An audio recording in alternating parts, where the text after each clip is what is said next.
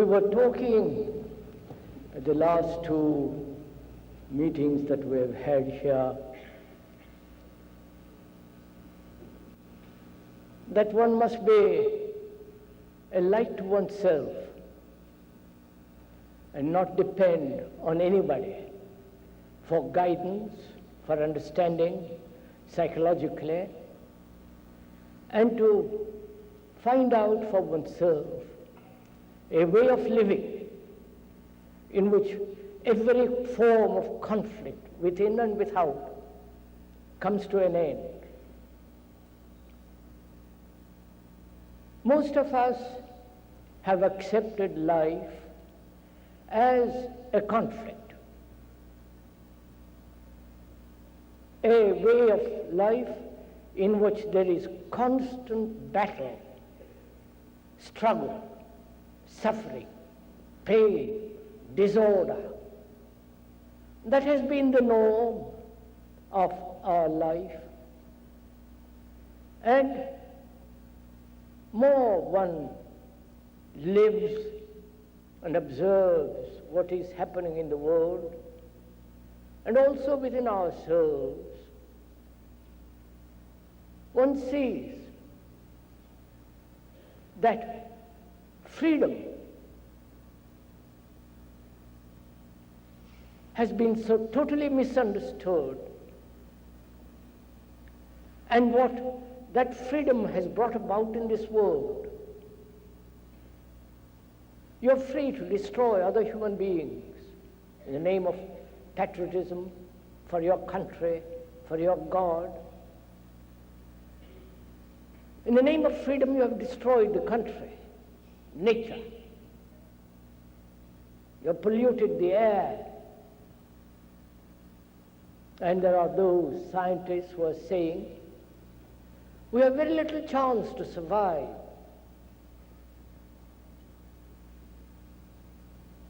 The expanding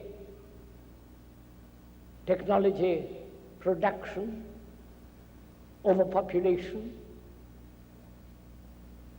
and the economic division of the world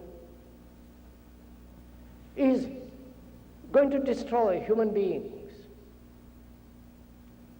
And this is what freedom has brought. Freedom in our particular individual lives to do what we like, to pursue our own particular form of pleasure in the name of God, in the name of religion, in the name of truth, in the name of country, economically and socially.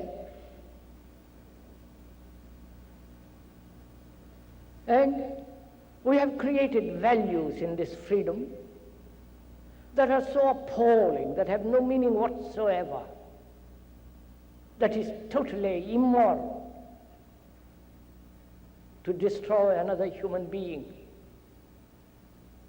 to kill the animals for our food, to pollute the air, nature.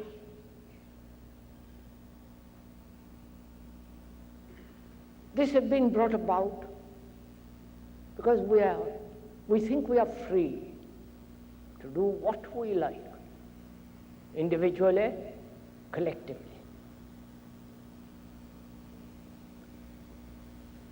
And when one observes this, not only in this country, but in India and in Europe, and where freedom is denied, like in Russia or in China, where tyranny in the name of social reform and social unity and the unity of a nation. What does freedom mean?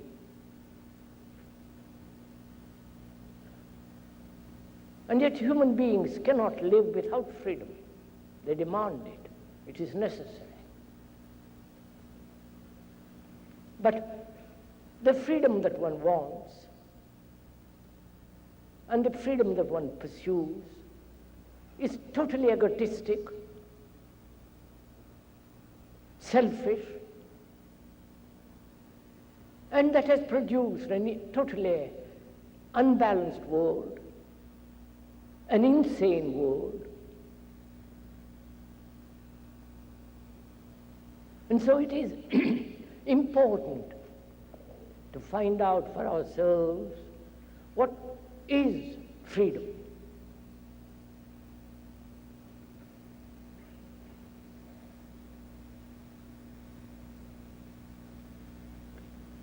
Freedom, surely, in freedom there is order. Otherwise it's not freedom. Whether that order is within and without. And it means also, doesn't it, where there is freedom, there must be discipline.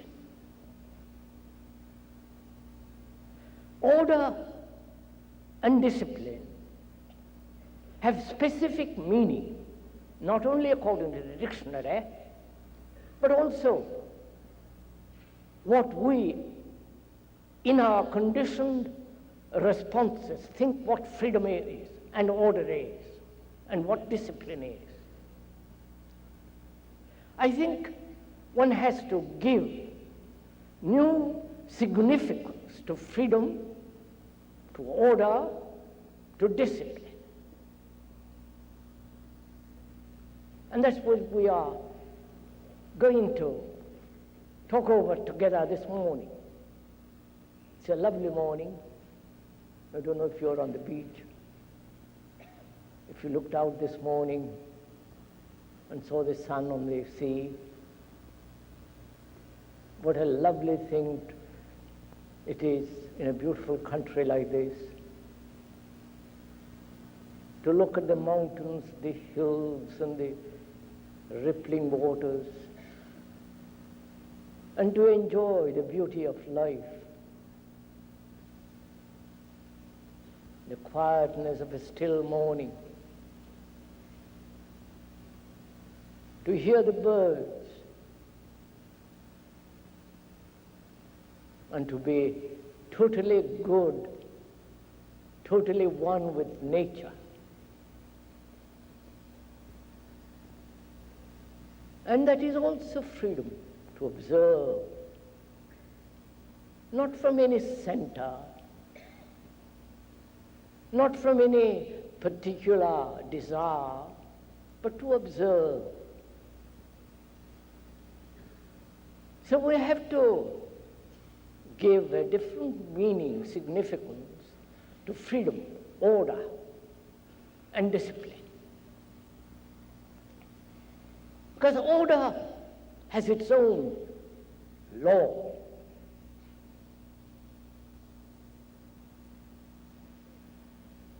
And its own way of living, without any enforcement, without any struggle, without any conflict. So we're going to get up, if we may, this morning, find out for ourselves, because we have to be light to ourselves, what this order means.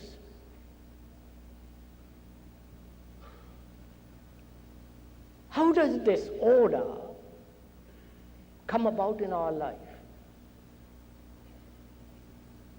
Is it the result of thought? Thought being remembrance, imagination, contriving. Can we contrive together, remembering our past, and bring about through mentation order? You understand my question? Thought has made this world, the world in which we live, however utterly chaotic, miserable, insane it is. It is the product of calculated thinking. And it has brought about certain superficial order with disorder. So we're asking whether thought can bring about order. Thought being the response of accumulated memory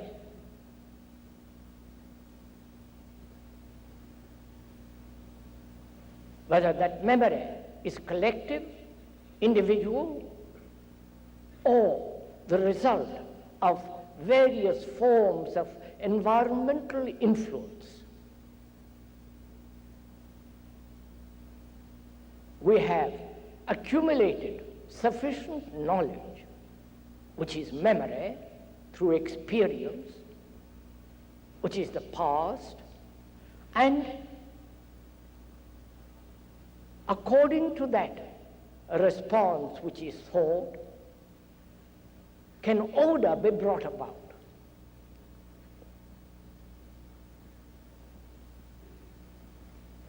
That is, order, which is essentially disorder in this world, has been put together by thought. The division amongst people is a deliberate pursuit of individual and selective group and their security. Thought has contrived to bring this about. Nations, governments, religious divisions are the result of calculated thought. I don't think anybody can deny that. It's a fact, both psychologically as well as outwardly. And that thought has brought about great suffering, great disorder. And we want to produce order, to bring about order through the same process, which is using thought. We say we must have order. We must have law. The more and more there is disorder, both politically, socially, economically, the demand is for order. The disorder that exists in the world is the result of thought. Right? Are we meeting each other? Shall I go on? We are sharing this problem together. Now, can thought bring about order? And what do we mean by order?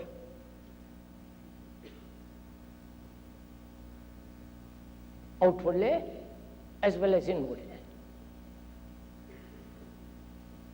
Can,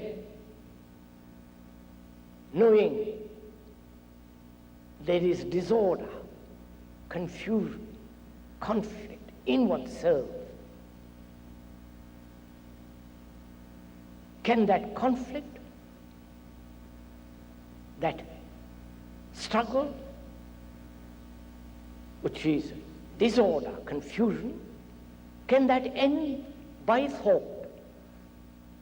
Or is there a different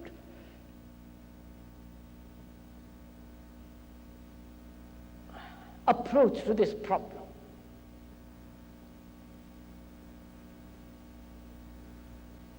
I see human beings in themselves, when one observes fairly objectively, one sees human beings live in disorder in themselves, and therefore that disorder projected outwardly. And that disorder in oneself has been brought about not by thought seeking its own individual security, amusement, pleasure, its own determined pursuit of a particular action, and so on.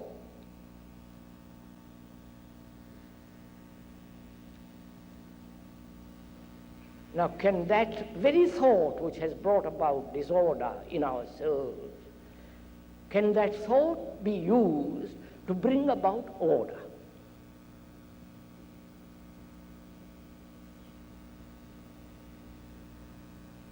Order being not a conformity to a pattern.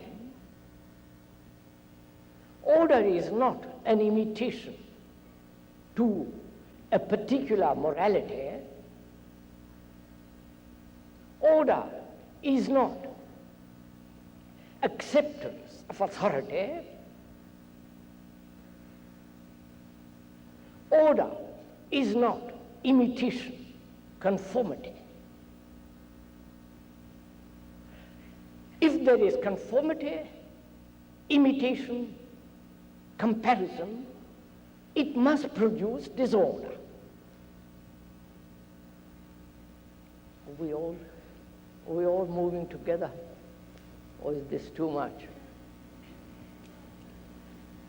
Stop it and go on.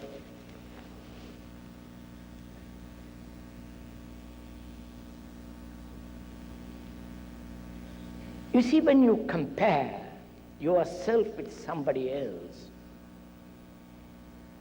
you are not only denying your own light, you are trying to imitate, conform to the light of another. That's fairly simple. Conformity, morally, is immoral. Because conformity implies comparison, it implies a continued approximation to a symbol, to an idea, to a person. So in conforming, there's always a struggle, a conflict with what is and with what should be.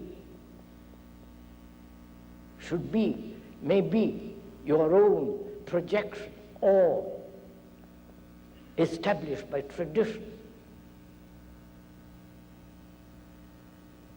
So conformity is a form of disorder. So we are investigating what brings about disorder, and in the understanding of that, of the causes of disorder, basically, will bring about order, naturally. Right?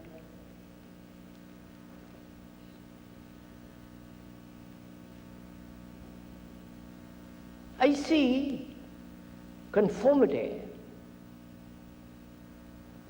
comparison, brings disorder in one's life.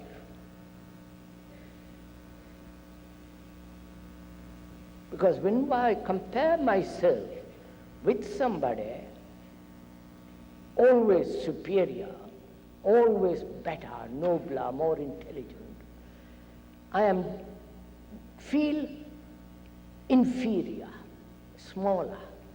And out of that feeling, aggression grows. Competitiveness, conformity. That act of conformity is one of the causes of disorder in one's life. This is a fact. This is so. And I see where there is any form of imitation, conformity, comparison, in which he implied every form of suppression, then must be in my life disorder.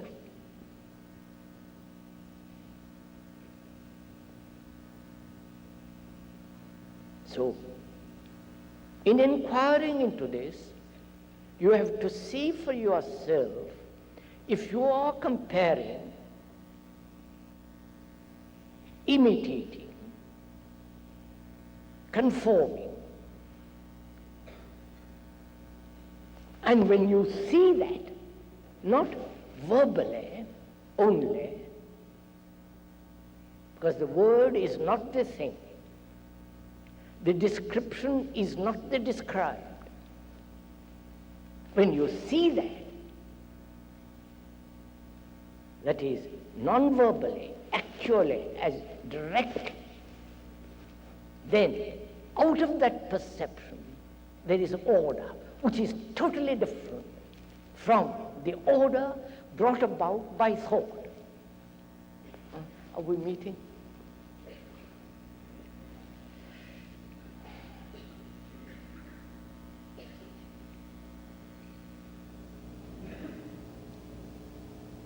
And I see also thought invariably conditions. Thought invariably divides the me and the not me, we and they, both nationally, religiously, individually. So, thought, which is the response of memory, accumulated by the race, by the through culture, through the individual and so on, that memory is in the brain cells themselves. And according to that, the response, which is thought, conditions.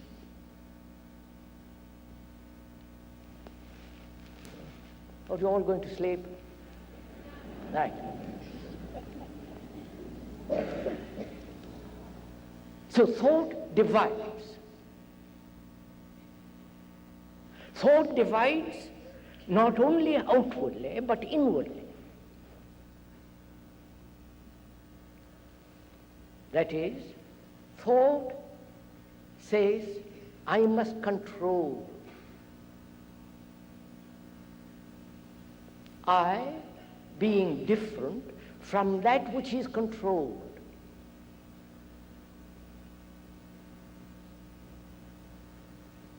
So, in that division, inwardly, there is conflict. I must become better. I must follow the ideal.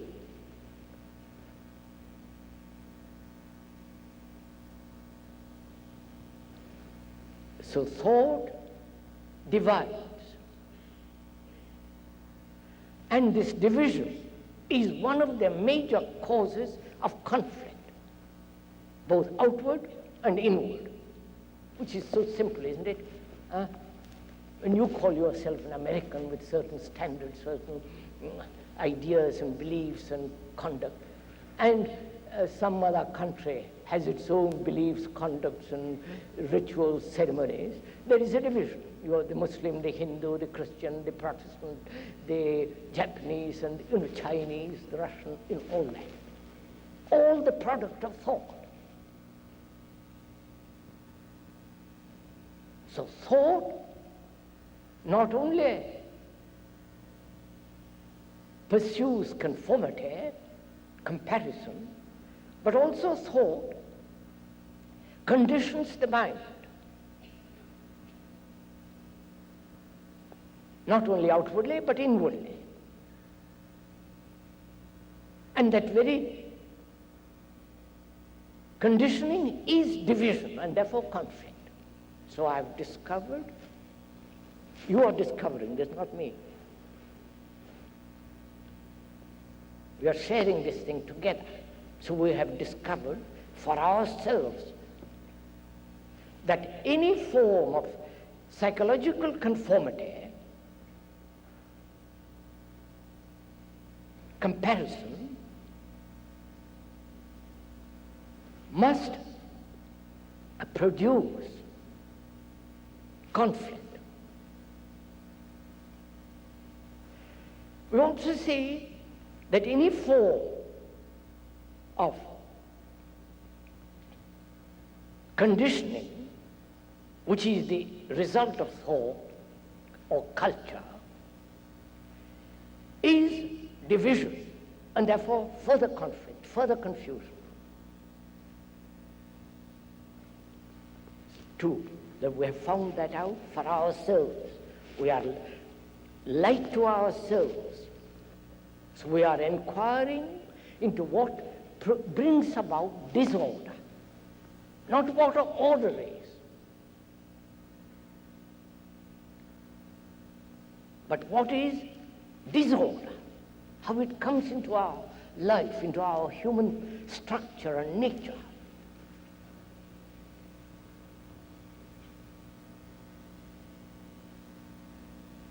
And thought creates beliefs, hoping to be secure in an uncertain world, inventing all the innumerable gods, saviors, and the potty little gurus all over the world, with their particular systems, philosophies, disciplines. It's all the result of thought. The I thinking that I will attain enlightenment through somebody, which is thought contriving.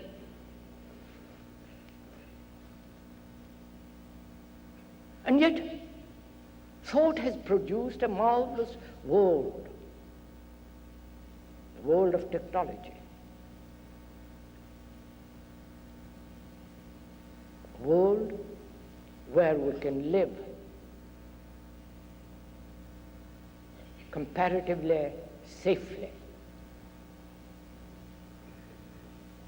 But also thought has divided man. You and me, you and your wife, you and your friend. And so there is a battle going on inwardly and outwardly. There is confusion. And out of this confusion, we are trying to create order, both politically, legally, morally.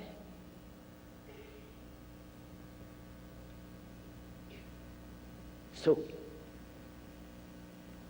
can thought bring about order, which is not conformity, which is not acceptance of a particular pattern of behavior,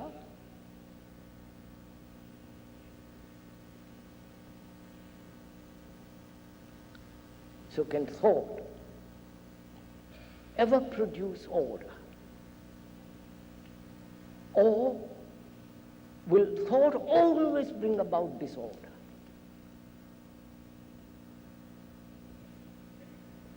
Now, what do you find out for yourself?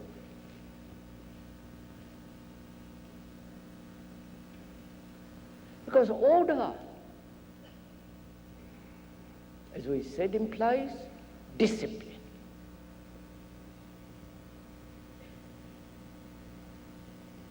That's an unfortunate word.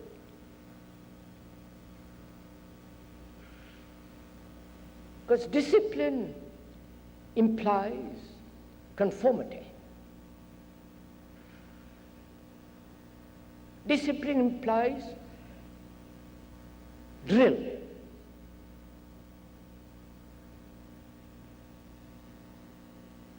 Discipline implies constant adjustment to a pattern. And this constant approximation to an idea and the conformity to that idea is what is called discipline. The word discipline means to learn. To learn, not to conform, not to suppress, not to control, to learn.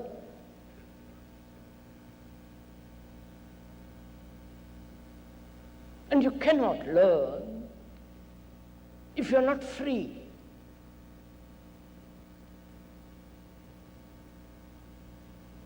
Freedom isn't to do what you like. Your individual idiosyncrasies rampant. And that's what you have done in this world. You have let your particular idiosyncrasies, aggressiveness, your demand for pleasure and pursuit of it, has produced this world. And you think you're free.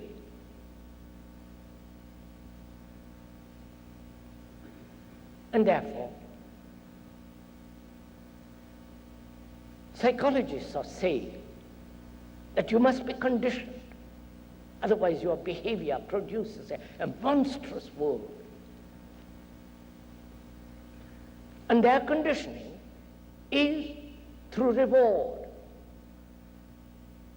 Before, you are conditioned through punishment and perhaps occasional reward. Now they are proposing that you will be rewarded, not punished. And that's also going to condition you beautifully. And then some other philosopher, psychologist will come along and say, no, no, you're wrong. You must be unconditioned in a different way and be conditioned. You follow this game goes on. Fortunately, in America, you're always experimenting. So the latest guru is thrown over for a newer guru. The latest psychologist, with all his authoritarian inquiry and assertion through torturing animals or birds or whatever it is, and he comes to a certain conclusion. And he himself is conditioned, therefore his assertions must be conditioned. And we fall into that trap till somebody comes along and releases us and fall into his trap. This is going on. And this falling from trap to trap into one, into another is called freedom. No, sir, don't laugh, please. This isn't funny. This is appalling what's taking place. This breeds sorrow, because we are at war with each other.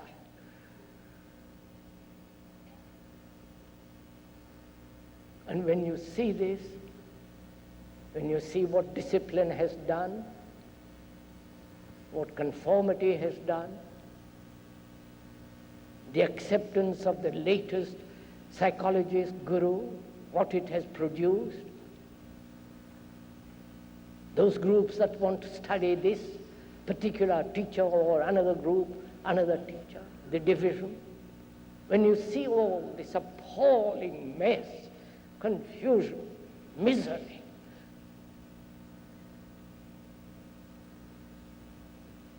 you must find a different approach to all this. So, when you discover for yourself what is disorder, what brings about this chaos in oneself, and therefore outwardly,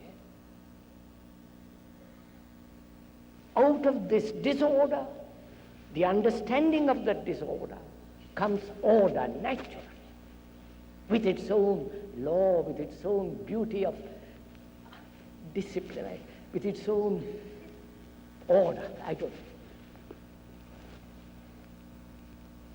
So, with that clarity, let us look at what we call living, and what we call love, and what we call death. Because these are the three most important things in our life: the living, the dying, and what we call love. Before we go on, could you go into thought and why we desire to separate, to divide ourselves from one another? Why do we separate and divide ourselves from one another? Oh, it's fairly simple, isn't it? Why are you American and me a Hindu? We are brought up in a different culture, with a different tradition, with a different myths. America has no particular myth. Europe has, and Asia has. And this division is the assertion of the ego, the me. The me with all its desires, pleasures, fears, accumulation of what it calls pleasure, happiness. You know, the symbol of the cross, do you know what it means? Wipe out the I. Right? You understand what I'm saying? No? Oh, Lord. You've seen the symbol of the cross, haven't you? The I, wipe it out.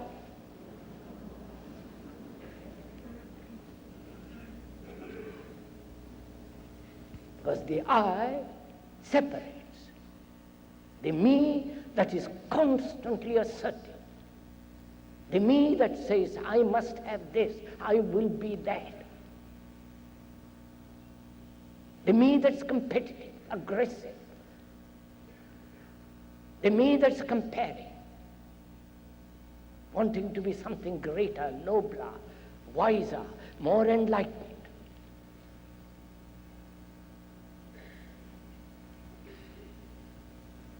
And that me is the cause of all this unfortunate, disorderly division in the world. Therefore you'll say, how can I live in this world without the me? We're going to find that out. We're going to find that out by understanding what living is and what actually it is. We're going to find out how to live in this world without the me when we understand what dying is and what love is. Without the understanding of that, merely to indulge in a theoretical pursuit of whether we can live in this world without the I on, that has no meaning. You know, they have tried to live in this world without the me by going to the monasteries, by assuming a different name or a number, by withdrawing into small groups, communes or communities. There have been 10 different ways or 1,000 different ways to get rid of the me, through meditation, through control, through suppression, through identifying oneself with the greater, with God. We have tried every way possible. And we have not succeeded because we have not faced the fact, actually what is. We want to destroy what is without understanding what is, without facing what is. And that's what we're going to do this morning a little bit, to look at our living, your living, not the living according to some psychologist or according to the speaker. He has no pattern, thank God. Look at it. The living, your daily life. Is there any order in it? The incessant going to the office day after day, earning a livelihood, spending 40, 50 years, the monotony, the boredom, the conformity, the responsibility. You know, freedom has its own responsibility, not this responsibility of duty, of conformity. Look at your own life and you will see that there is fear, there is agony, there is sorrow, guilt, the constant demand to be something different from what is, the battle inwardly.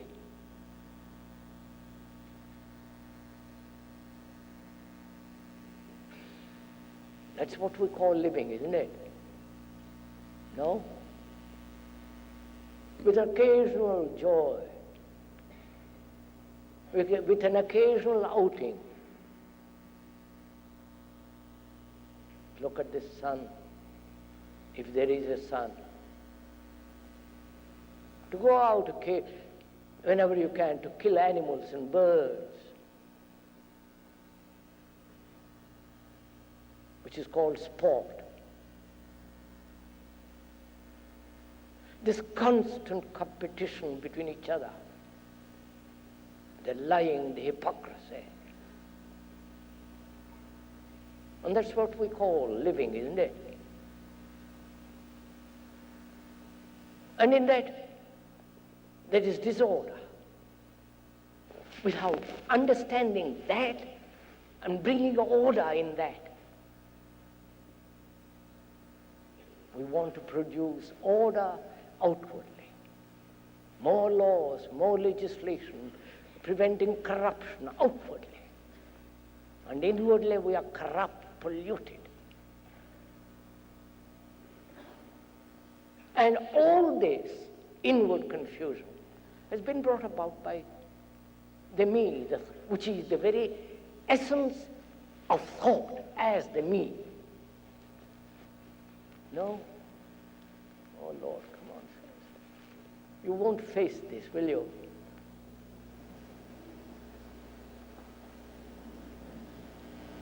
So living is a process of fear. Basically, deep down. Which again is the result of thought.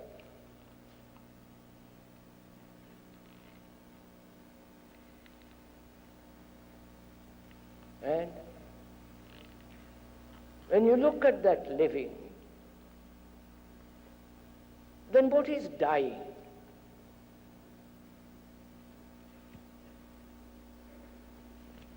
And again, one is terribly frightened of dying.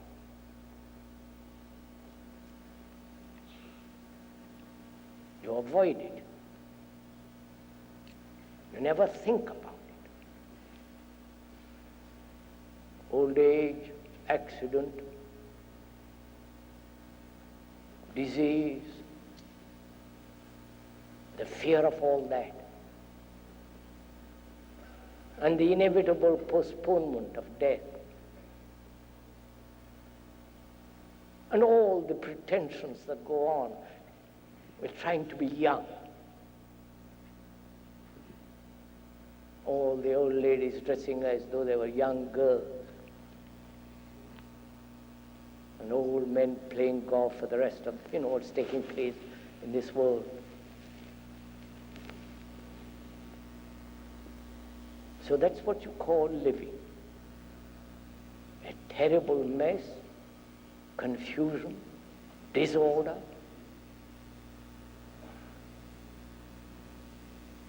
And you're frightened to let that go, which is to die.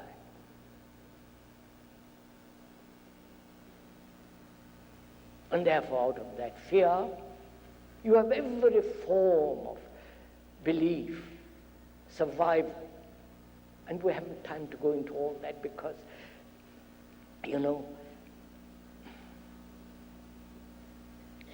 their whole culture, Asiatic culture, is based on this idea of a future life.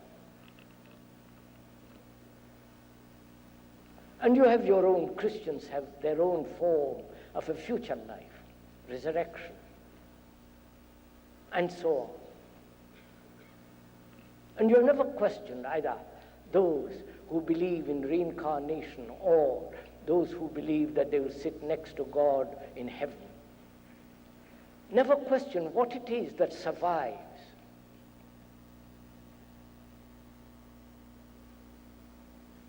There is a physical ending, but what is it that survives, which will reincarnate or live in a different world? When you believe in reincarnation, it means that there is a permanent me, a permanent entity, which, let's call it permanent, there is an entity which continues till it is completely worn out through experience, through good behavior, pain, suffering, through good acts. The me comes to an end. Eventually, after 10 lives or 100 lives in the future. And you're unburdened with that kind of fear. Because if you believe in a particular savior and a particular idea, you will be cleansed because someone else suffers for you. And you believe that and you're happy in that. Look at it all. The whole pattern, not just your particular little pattern. And all this breeds disorder in one's life. And in that disorder, you're trying to bring about order.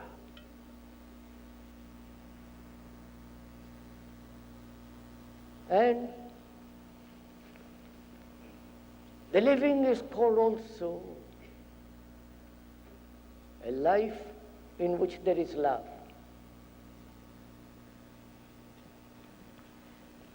What does that word mean? Bearing in mind that the word is not the thing. The description is not the described. The word is never the thing. So what does that mean, that word mean to us?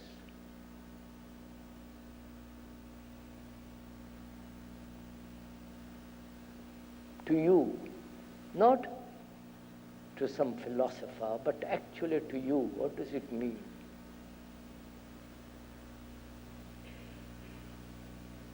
Love, as we know it, is pleasure, pain, jealousy, anxiety, anger, hurt, the things that we go through life.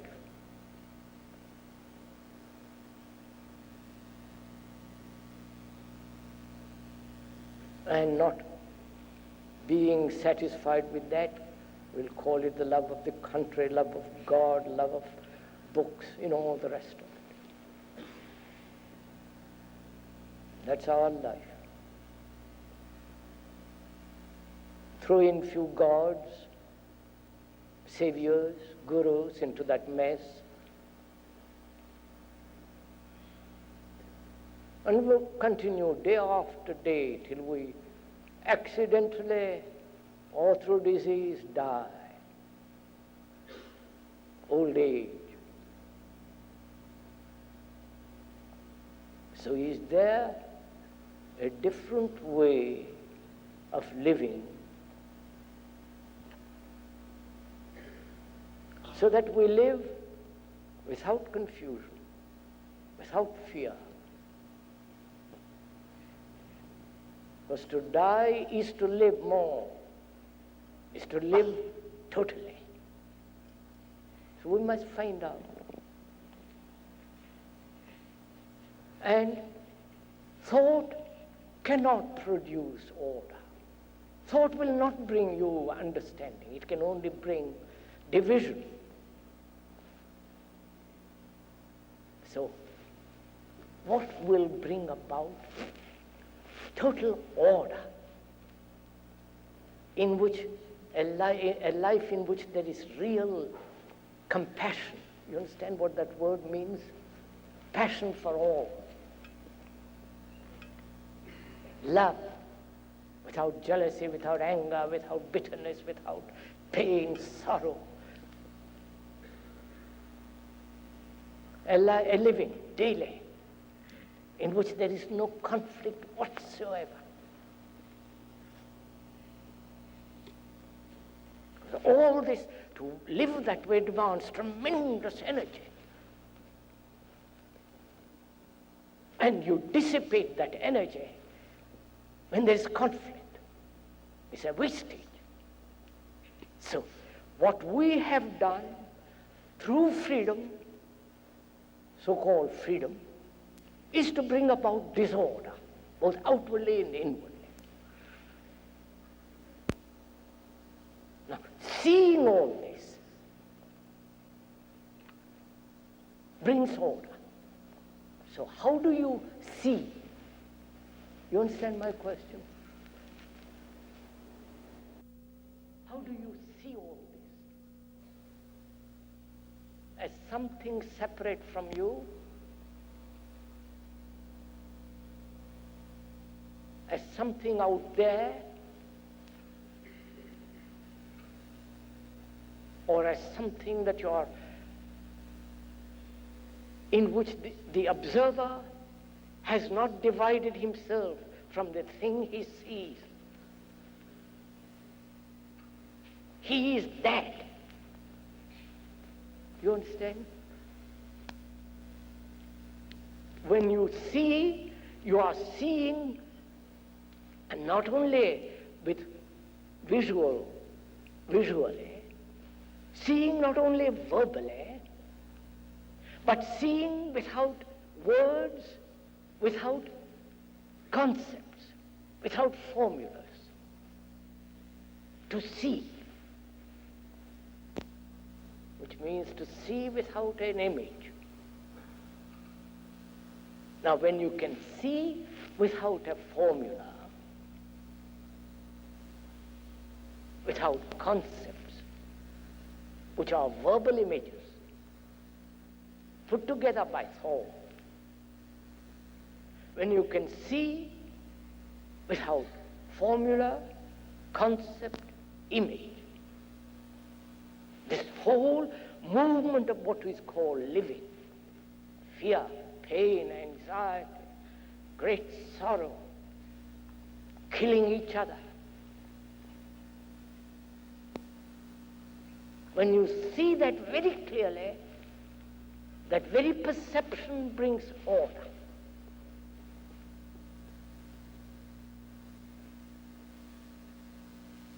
Now, do you see this?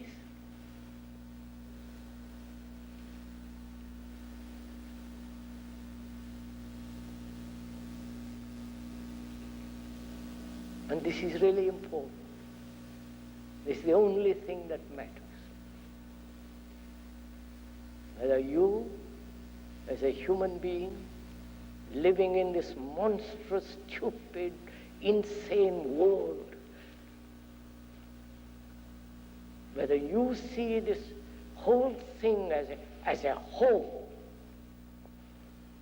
whether you live here or in India or in Russia or in China or Timbuktu, it's a human problem. And you have to see this clearly. When you see this thing without image, conclusion, without prejudice, without any concept, then you will see that very perception is order. And that order has its own law. Not imposed, not conforming, not pursuing a particular ideal. It is itself order.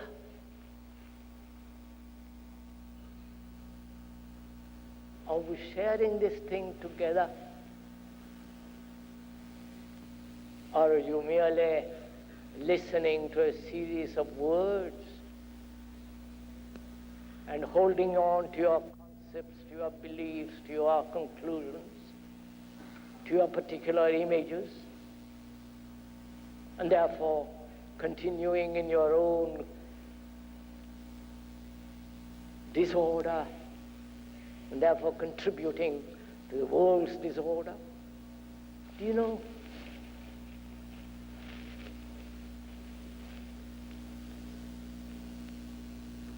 A new race must come into being, a new people, a new group. Not the long-haired ones or the short-haired ones. Not the people who take drugs and don't take drugs. Square and circle, whatever it is. A new group of people. Do you know? The Aryans came, I believe, historically, from Sumeria. One group went east, and they entered India from northwest. And they found in that country quite a different people. Brutal, whatever they were quite different people. And these new people that came into it had to live amongst them.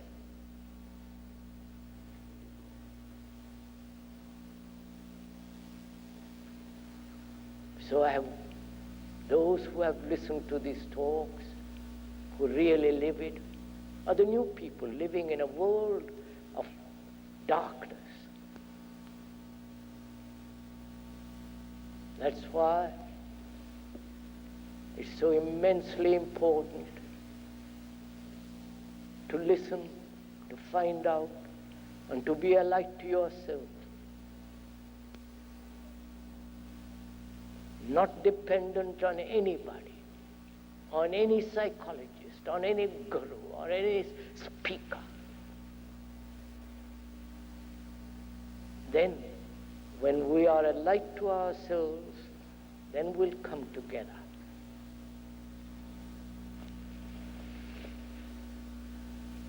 I don't know what time it is, just a minute, sir.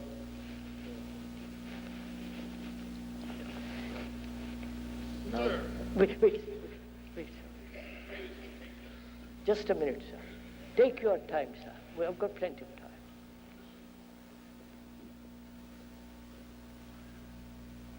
You know, we are not doing propaganda.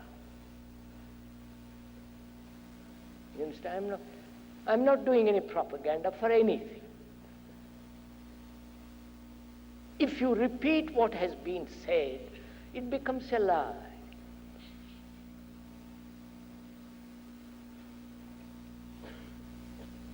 But if you see it for yourself, totally,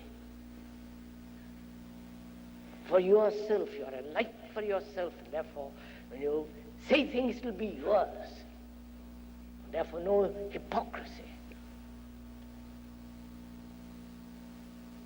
Truth is not something in the distance, but to see what actually is, and the perception of what actually is truth. When to see that when you lie, to see that.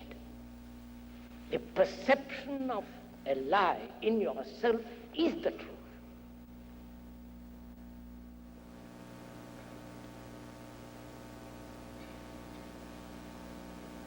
So, we are not doing any propaganda or propagating an idea. Therefore, it's a marvelous thing to be free to observe, to see things clearly for yourself. And you cannot see things as they are if you have images, conclusions, prejudices, authoritarian beliefs and traditions. Just to look with clear eyes at yourself. And then you don't have to go to any class, to any group to understand yourself. It is all there. You don't have to read books to find out about yourself, or go to Africa to study animals in order to understand through animals yourself. You are both the African animal and the civilized American. Right? Only you do not know how to look. And how to look is in your own hands, not the means, but the actuality of looking. Right, sir. Yes, sir. Describe the states of being which does and does not, or do not permit the new to enter. May we know from whence the new comes from? May we know from where comes the new.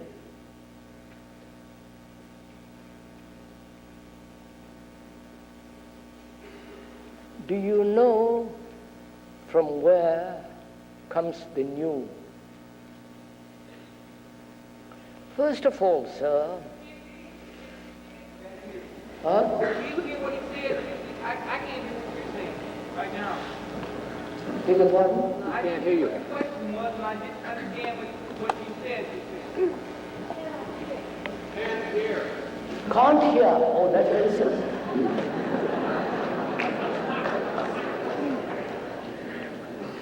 The gentleman asks, from where does the new come?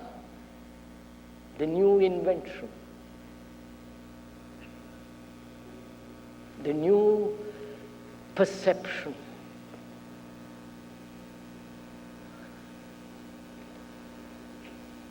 You know, I've been told these inventors come upon something new when they have put aside, if they are really great inventors, not just footling little bathtubs and so on, the great inventors, the great people who have seen something new, they must not only have knowledge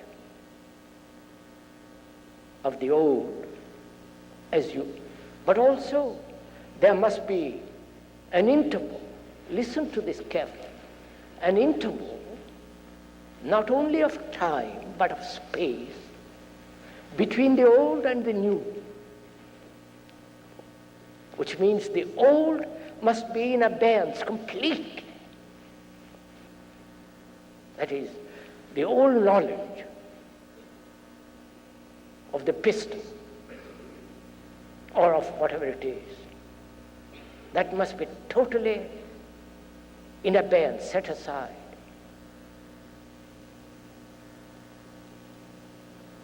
And then perhaps, because your mind is so sharp, clear, sensitive, then the new takes place. The new is not born of the old.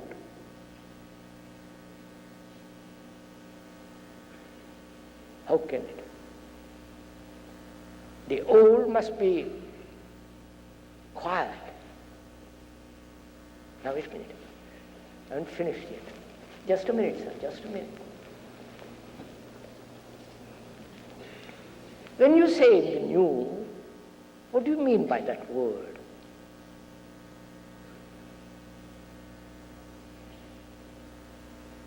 You sit on the banks of a river. The river has a name. Is the name the river? Is the water that you're watching, is it new water or a constant movement of water?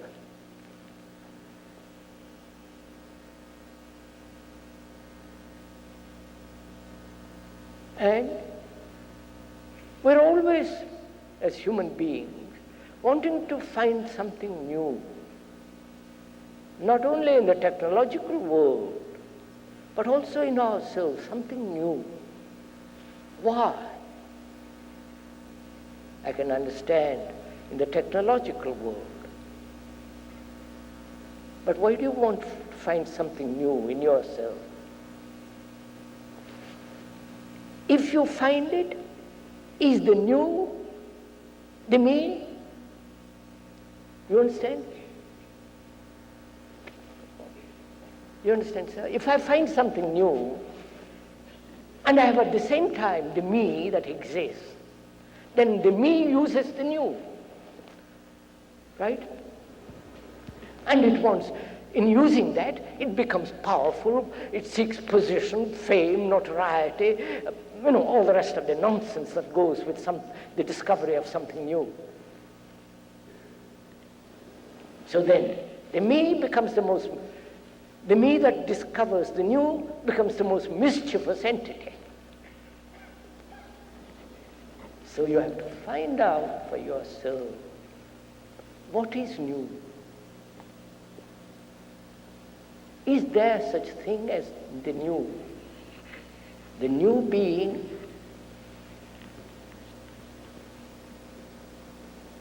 totally different from the past. It has no relationship to the future. That's not contained within the space of consciousness. Something totally new. To find that out, the self must be totally absent.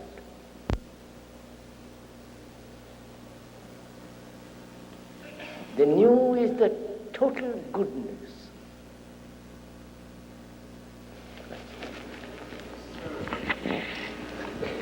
I've followed very, very intensely. It's been a most extraordinary kind of experience to follow thought, to observe myself following the thought. And I felt, after you left the question of dying and entered into the question of becoming new. Are you following? Yes, sir, yes, sir. What is the question, sir? I understand. I felt derailed, sort of. Because in seeing the old, the thought, in being aware of the subtleties of the me, the thought, Yes, sir.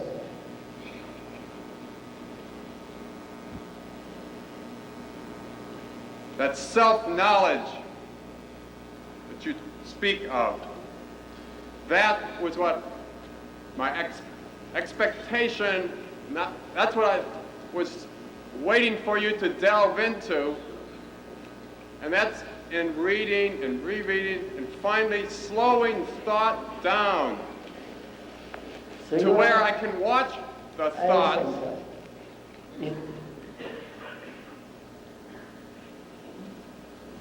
in that awareness, thought disperses, in a sense. Are you following? I understand, sir.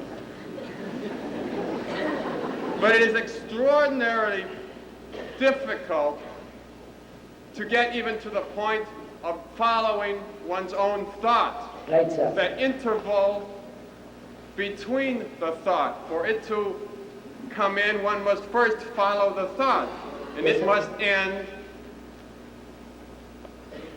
And then the interval or the immensity, the new. I understand, sir.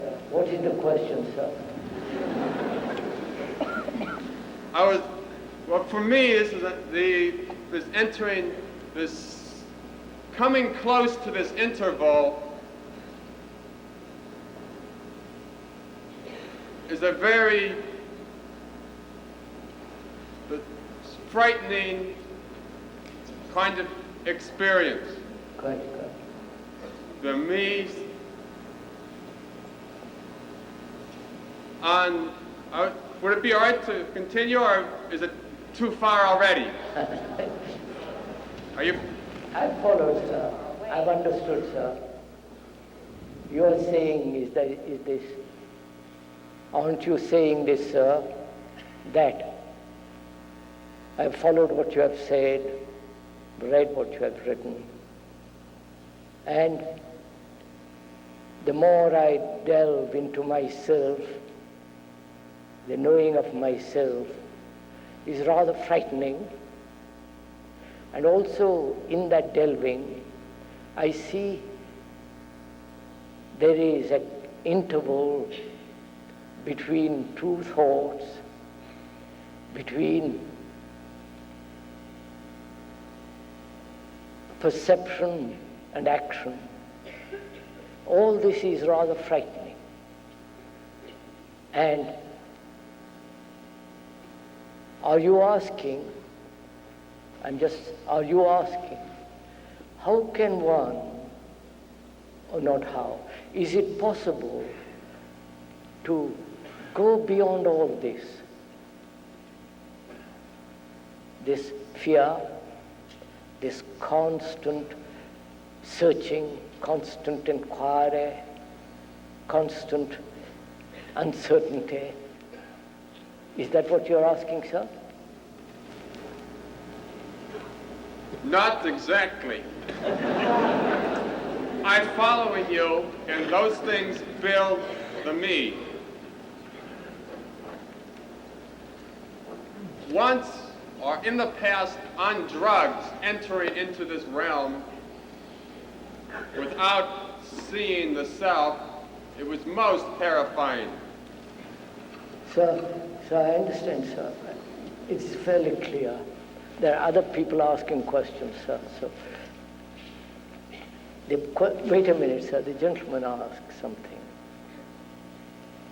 See, most of us are frightened of the unknown. After all, death is the unknown. The tomorrow is basically the unknown. Therefore, tomorrow, death, or 10 years later, is something we must know in order to be free of any form of fear. So we are always carrying with us the knowledge of yesterday. And the knowledge of yesterday prevents us the understanding of the unknown. The freedom from the known is the new. Yes, sir? The observer and the observed. I've read what you've said about the observer and the observed. Sometimes by the observed you're talking about inwardly, aren't you? While the observer, Yeah, the observer and the observed. Sometimes you're talking, when you're talking about the observed, you're talking about a flower, I believe, and sometimes you're talking about something inside you as the observed, are you not? no, sir, it's fairly simple, sir. When you look at somebody, now you're sitting there and I'm sitting here. The speaker is here and you're there. You're the observer and the speaker is the observed. Right? How do you look at the speaker? You're the observer. What are you observing? The form of the speaker, the language you hear of the speaker,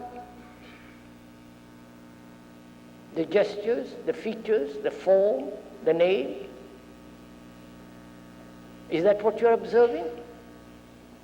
Or you have an image of the speaker. Haven't you? So what are you observing? You are observing your own image that you have built about the speaker. Right? Now, can you look at the speaker without any image?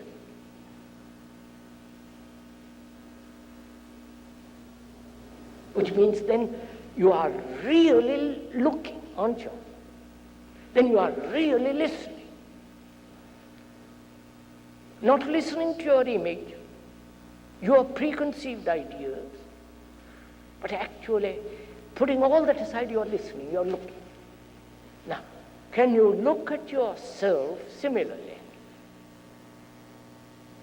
Because when you look at yourself, you have an image of yourself, what you should be, what you should not be. Right? You have an idea, which is again an image that you must succeed, you must be good, you must achieve. You have images. Not only about yourself, you have images about others and the world. So you're always looking through an image, through a formula.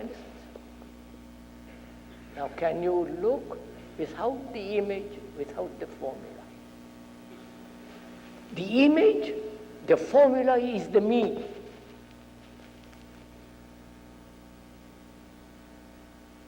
It's very simple, sir, to look at a tree, the cloud, the bird, the next, your neighbor, your wife, or your girl, whatever it is, to look without a single image. Then you are related. Then the bird you look without the me, without the world. Then you will never kill anything in your life. Now, wait a minute, sir. Yes, sir, yes, sir. Before, when you were speaking of how we move from one trap to another trap, and to another trap after that, and many in the audience laughed, you said, please do not laugh, this is very serious. Is not that conception of how serious or not serious to take the whole matter? Not in at all, itself a sir. conflict? Right, I'll tell you, I'll show you. When you are serious and you begin to laugh about something, I know why you laugh, it is a release. Laughing, kind of a pent-up feeling which you have built up during the talk, suddenly releases. Laughter is good.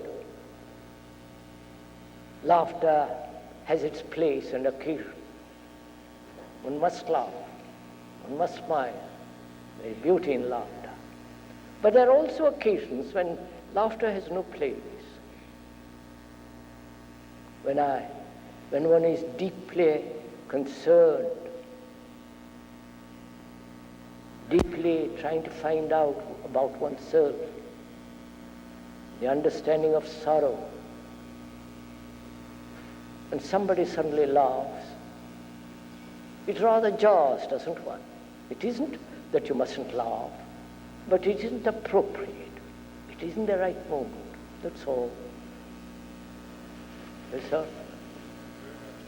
It seems to me that to be free, one must be able to see what actually is. And yet, to see what actually is, it seems that one must be free. Is that not a paradox?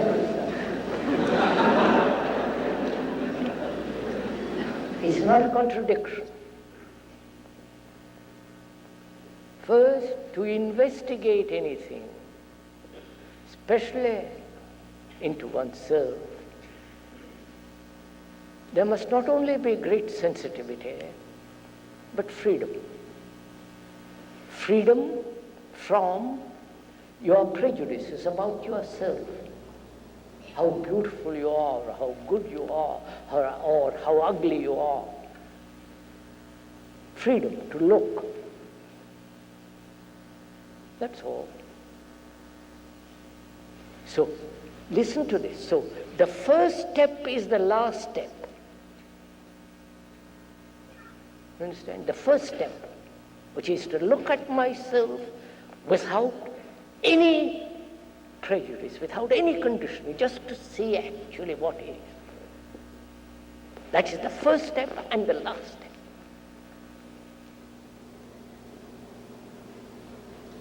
There is no contradiction. To see clearly into myself and the world, there must be no me which says, I am right, you are wrong. My opinion is this, I am this, which doesn't mean you become vague, indifferent, or casual, or whatever it is. But you are, when you see,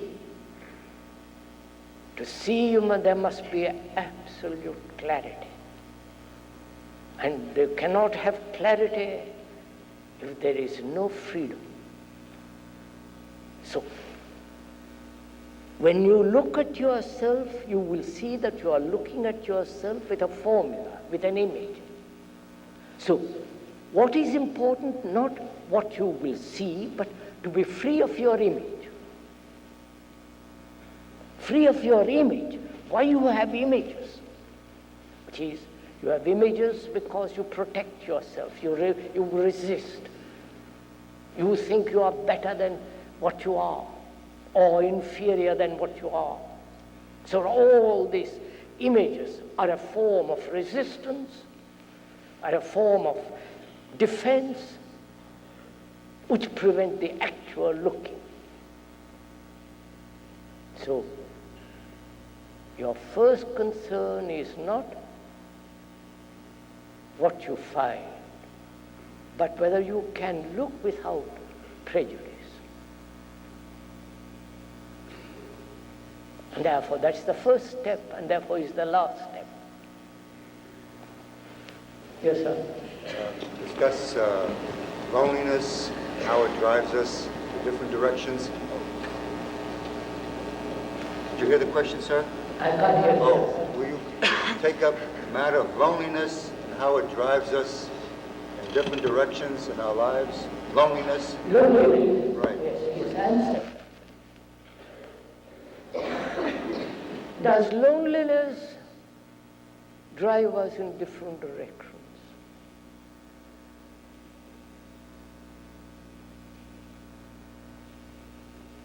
Now let's look into, please, let's go into this quietly. Because most of us are lonely people. You may have children, grandmother. You may be surrounded by a crowd. You may go to the temple, to the church too. You may read great many books, write, philosophize. But when you wake up in the dark, in the middle of the night, you suddenly feel completely lonely. You may be sleeping next to your wife. You may be walking with your friends and companions. You feel deeply, suddenly, this sense of not being related to anything, desperately lonely. Don't you know this? Don't you? If you do, then what do? Just go step by step into it. What do? You try to escape from it, don't you? Radio, television, books, images. Imagine the days that you are not lonely. And fight it. Try to escape from it. Try to rationalize your loneliness. Try to resist it, avoid it. Don't you do all those things?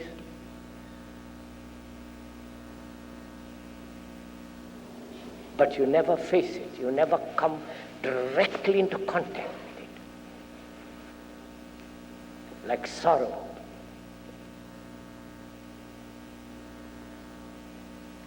You never come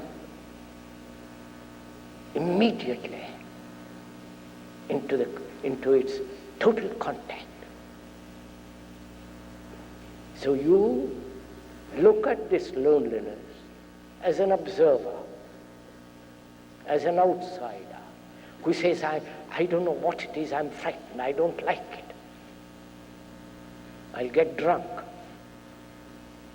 I'll take drugs, anything to avoid this terrible thing.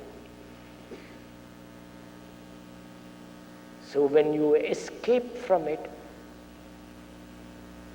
the loneliness and the fear of it increases. It's always there. You may run away 1,000 miles. It's always there.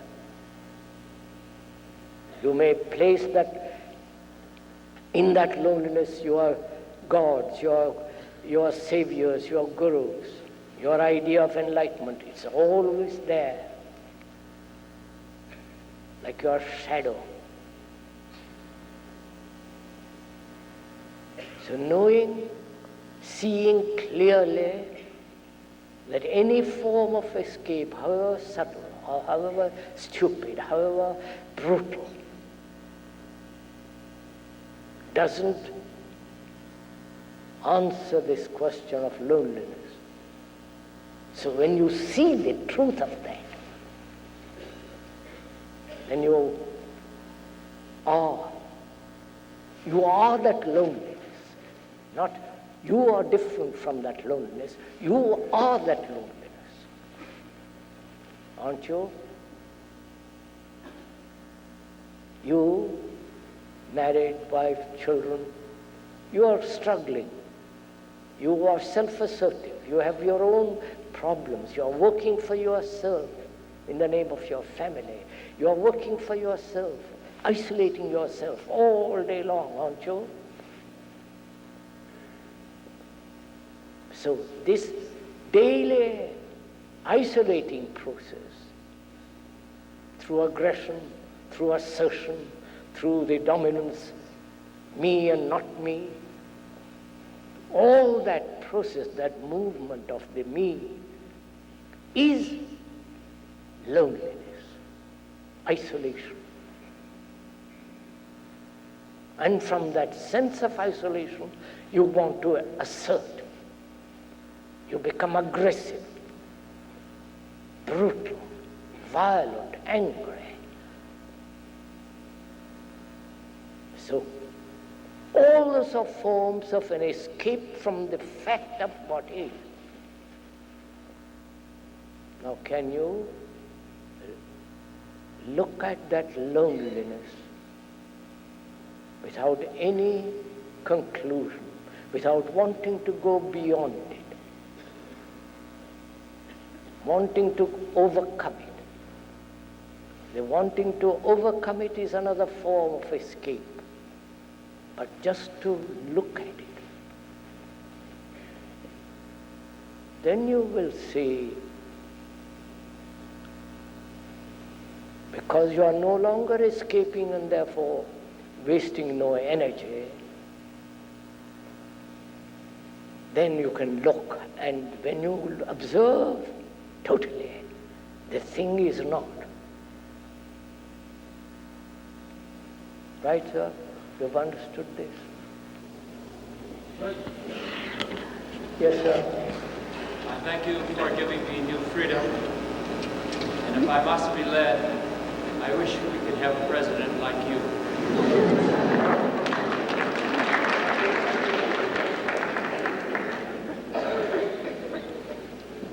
If I'm looking at you, the speaker, and these images that you're talking about, that I would bring in between what I'm seeing and what you really are, is that thought? Isn't that thought? Yes, sir. Yes, good, sir. You have a friend, haven't you? Or a wife, or a girl. How do you look at that person?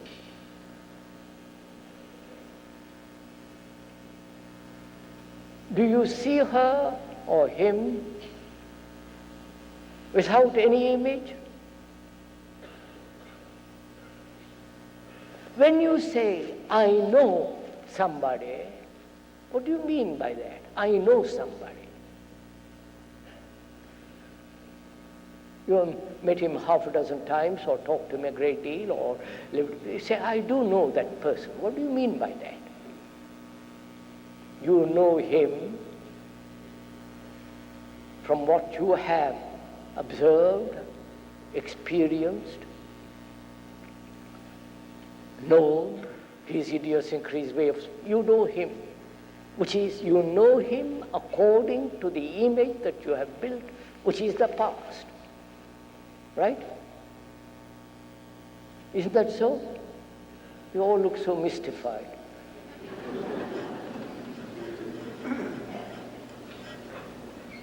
Therefore, it's the most dangerous thing to say, I know somebody. You only know him from your past knowledge.